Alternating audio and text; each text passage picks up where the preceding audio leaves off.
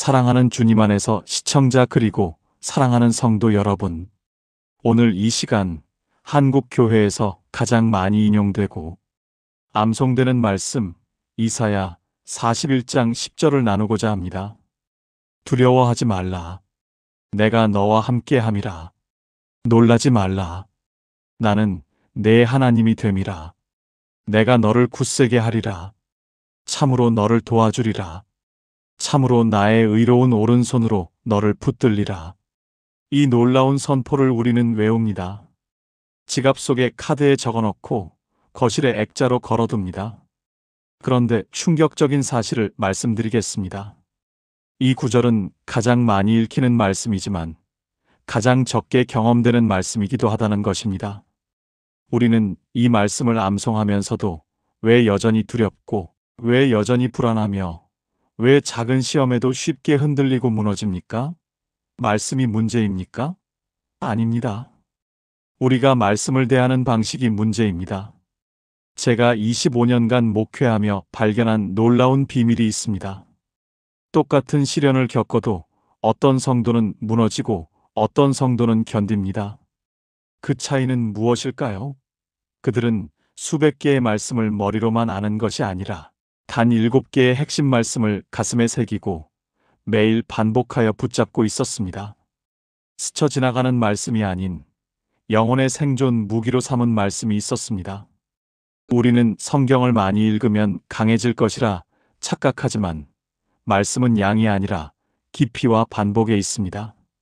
3년 전 사업이 어려워져 빈 2억을 지고 잠 못 이루던 한 집사님께 제가 써드렸던 것도 바로 이 7가지 말씀이었습니다. 그분은 이 말씀을 매일 아침, 점심, 저녁, 잠들기 전에 읽고 또 읽었습니다. 9개월 후 그분은 빚을 다 갚았을 뿐 아니라 그 과정에서 말씀이 정말 살아 역사한다는 것을 경험하셨습니다.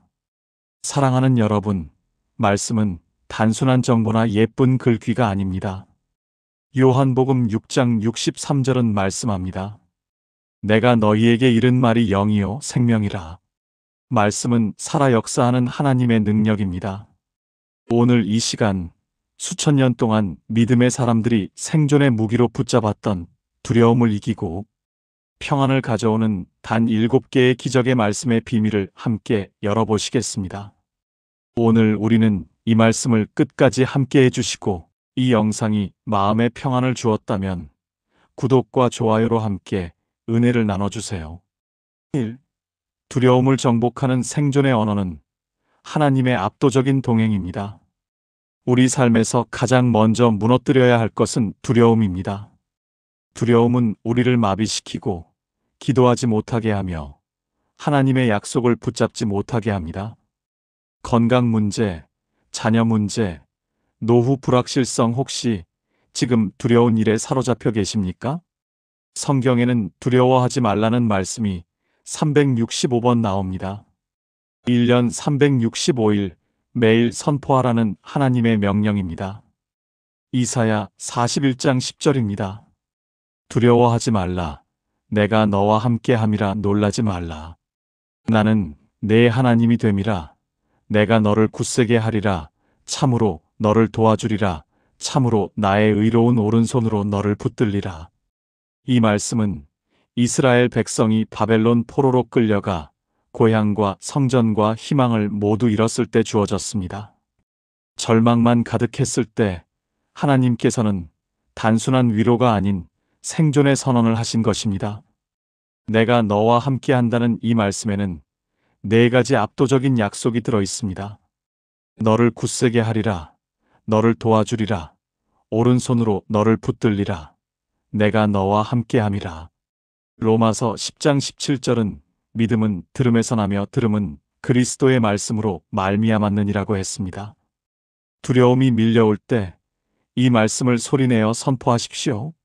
내 입으로 선포하고 내 귀로 들을 때 두려움은 떠나가고 믿음이 자라납니다. 이 길 잃은 막막함을 깨뜨리는 생존의 언어는 인도자의 분명한 책임입니다. 두려움 다음으로 우리를 힘들게 하는 것은 길을 잃었다는 막막함입니다. 50대 60대를 넘기며 이제 남은 인생을 어떻게 살아야 할까? 라는 질문 앞에 방향을 잃지 않으셨습니까? 방향을 잃은 양에게 필요한 것은 오직 목자뿐입니다. 시편 23편 1절입니다. 여호와는 나의 목자시니 내게 부족함이 없으리로다. 다윗은 실제 목자였습니다. 양이 스스로 길을 찾지 못하고 넘어지면 일어나지도 못하는 연약한 존재임을 알았습니다. 그래서 다윗은 나는 연약한 양이지만 여호와께서 나의 목자가 되어 주신다고 고백한 것입니다. 내게 부족함이 없으리로다는 모든 것이 넘쳐난다는 뜻이 아닙니다. 필요한 것을 때를 따라 하나님께서 책임지고 채워주시며 앞길이 보이지 않아도 한 걸음씩 인도해 주신다는 뜻입니다. 매일 아침 여호와는 나의 목자시니를 강조하여 고백하십시오. 하나님은 누군가의 하나님이 아니라 바로 나를 아시고 나를 인도하시고 나를 책임지시는 분이십니다. 은퇴 후 막막했던 분이 이 말씀을 붙잡고 기도했을 때 하나님은 교회 노인정 봉사라는 새로운 사역의 길을 열어주셨습니다. 하나님께서는 이미 당신의 새로운 길을 예비하고 계십니다. 3. 근심과 걱정의 짐을 내려놓는 생존의 언어는 평강의 파수꾼입니다. 우리 성도님들을 가장 많이 괴롭히는 것은 끝없는 근심과 걱정입니다. 자녀, 손주, 건강, 재정 밤잠을 설치게 하는 이 걱정의 짐을 어떻게 내려놓아야 할까요? 성경은 걱정하지 말라는 명령과 함께 그 짐을 맡기는 방법을 제시합니다. 빌립보서 4장 6절에서 7절입니다. 아무것도 염려하지 말고 다만 모든 일에 기도와 간구로 너희 구할 것을 감사함으로 하나님께 아뢰라. 그리하면 모든 지각에 뛰어난 하나님의 평강이 그리스도 예수 안에서 너희 마음과 생각을 지키시리라. 아무것도 염려하지 말라. 크고 작은 모든 걱정을 포함합니다.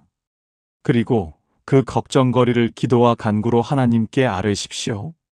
중요한 것은 감사함으로 아뢰라는 조건입니다. 왜 감사해야 할까요? 아직 해결되지 않았어도 하나님께서 들으시고 일하고 계심을 믿기 때문입니다. 이 믿음으로 감사할 때 모든 지각에 뛰어난 하나님의 평강이 임합니다. 상황은 그대로인데 마음이 평안해지는 이 이해할 수 없는 평안이 우리의 마음과 생각을 지키십니다. 지금 당신의 가장 큰 걱정거리를 구체적으로 하나님께 아뢰십시오. 그리고 하나님, 이 문제를 당신께 맡깁니다. 당신께서 해결하실 것을 믿고 감사합니다 라고 선포하십시오. 감옥에 갇혔던 바울이 이 말씀을 썼듯 가장 절망적인 상황에서도 이 말씀은 우리에게 평안을 가져다 줄 것입니다. 4. 이해할 수 없는 고난을 해석하는 생존의 언어는 선을 이루는 하나님의 섭리입니다. 우리 인생에는 왜 나에게 이런 일이 일어나는지, 왜 이런 고통을 겪어야 하는지 이해할 수 없는 일들이 찾아옵니다. 이럴 때 우리는 혼란스럽고 믿음이 흔들리며 하나님을 원망하고 싶어집니다. 로마서 8장 28절입니다.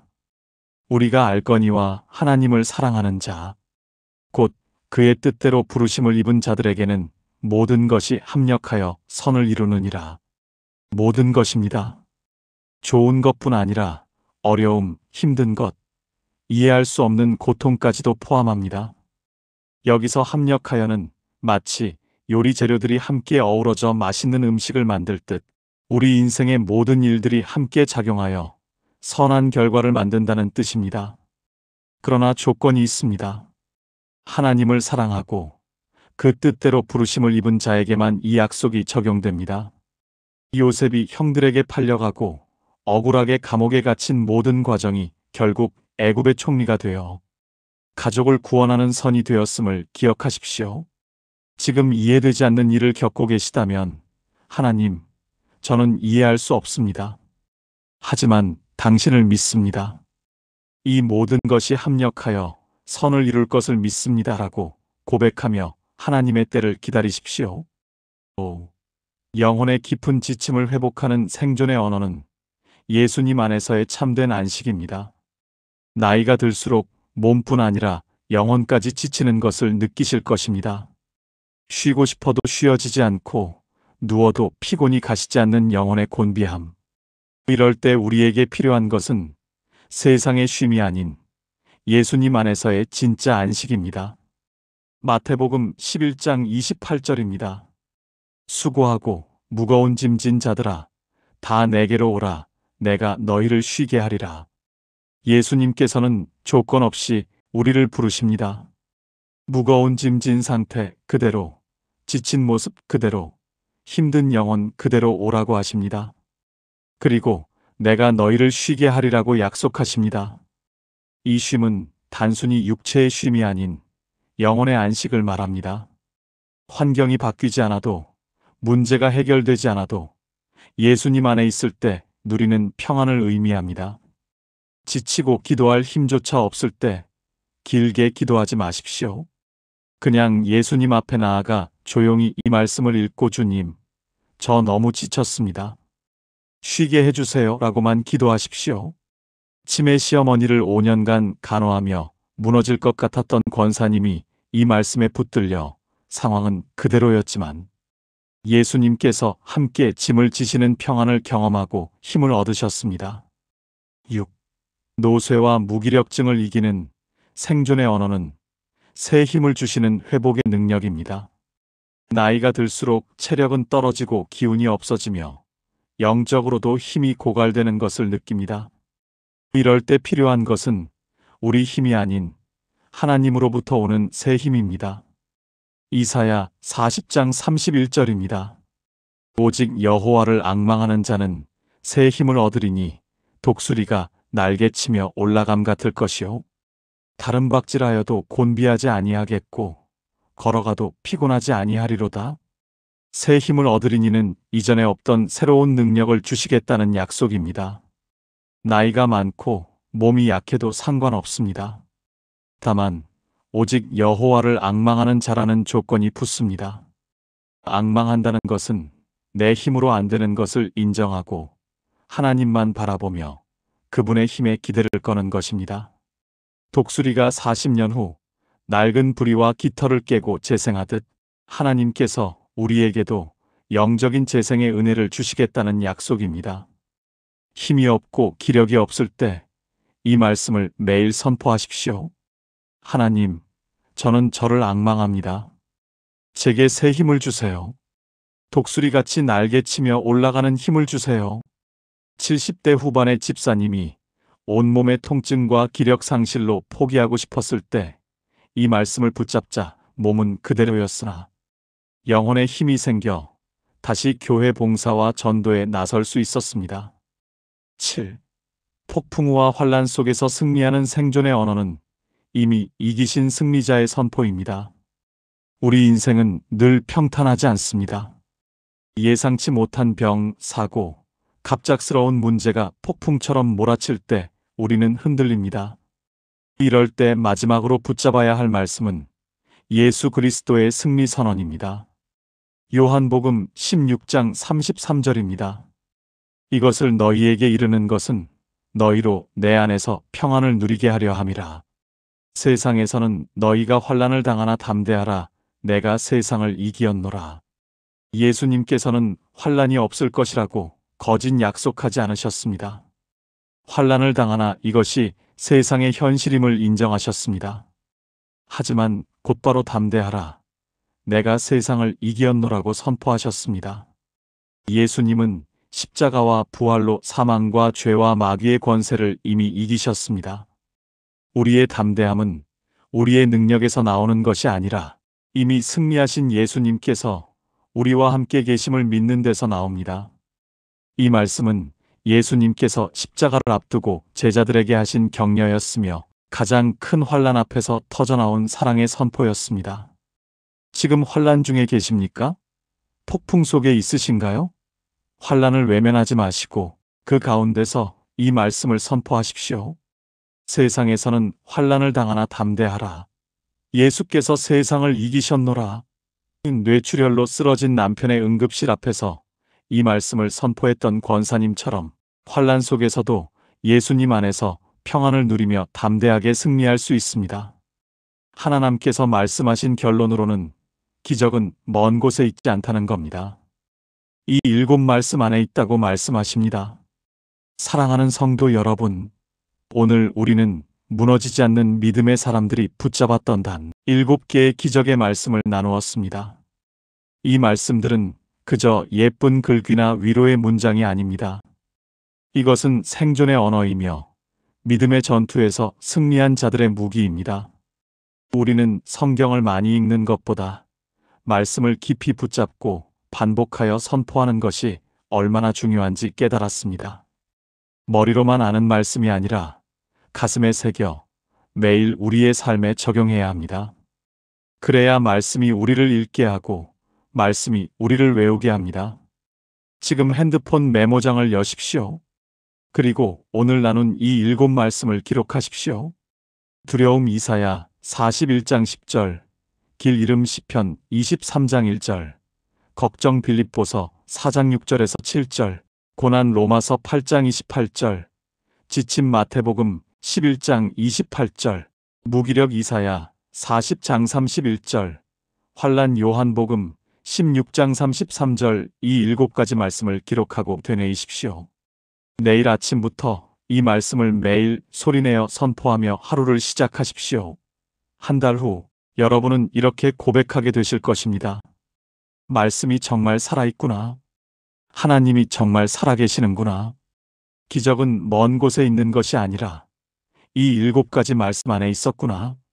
저는 이 믿음으로 여러분의 삶의 두려움이 평안으로, 막막함이 인도로, 근심이 감사로, 고난이 합력하여 선으로, 지침이 안식으로, 무기력이 새 힘으로, 환난이 담대함으로 바뀌는 놀라운 기적이 일어날 것을 믿습니다. 기도드리겠습니다. 사랑과 은혜가 풍성하신 하나님 아버지, 오늘 저희가 이 7 말씀 앞에 겸손히 섭니다. 저희가 머리로만 말씀을 알고 삶으로 경험하지 못했던 불신앙을 용서하여 주시옵소서. 사랑하는 주님, 지금 두려움 속에 있는 성도에게 이사야 41장 10절을 주셔서 두려워하지 않게 하시고, 길을 잃은 성도에게 시편 23편 1절을 주셔서 목자의 인도를 따르게 하시며, 염려로 잠 못 이루는 성도에게 빌립보서 4장 6절과 7절을 주셔서 하나님의 평강이 마음과 생각을 지키게 하여 주시옵소서. 주님, 이해할 수 없는 고난 가운데 있는 성도에게 로마서 8장 28절을 주셔서 모든 것이 합력하여 선을 이룰 것을 믿게 하시고, 지쳐 쓰러진 성도에게 마태복음 11장 28절을 주셔서 예수님 안에서 참된 안식을 누리게 하시며, 기력이 없는 성도에게 이사야 40장 31절을 주셔서 독수리처럼 날개치는 새 힘을 얻게 하여 주시옵소서. 마지막으로 환난의 폭풍 속에 있는 성도에게 요한복음 16장 33절을 주셔서 담대하라. 내가 세상을 이기었노라는 승리의 선포를 붙잡고 평안히 이기게 하여 주시옵소서. 이 7 말씀이 오늘부터 저희 삶의 나침반이 되게 하시고 생존의 무기가 되게 하시어 말씀이 살아 역사하는 기적을 매일 경험하게 하여 주시옵소서. 이 모든 말씀 우리 주 예수 그리스도의 이름으로 간절히 기도하옵나이다. 아멘. 사랑하는 구독자, 그리고 사랑하는 성도 여러분, 오늘 이 말씀이 여러분의 영혼에 작은 불꽃이라도 지폈다면 이 말씀의 능력이 더 많은 분들에게 전해질 수 있도록 구독 버튼을 눌러주시고 좋아요 버튼과 따뜻한 댓글로 함께 믿음의 고백을 나누어 주시기를 부탁드립니다. 다음 영상에서도 주님의 더 깊은 말씀을 나누겠습니다. 감사합니다. 아멘.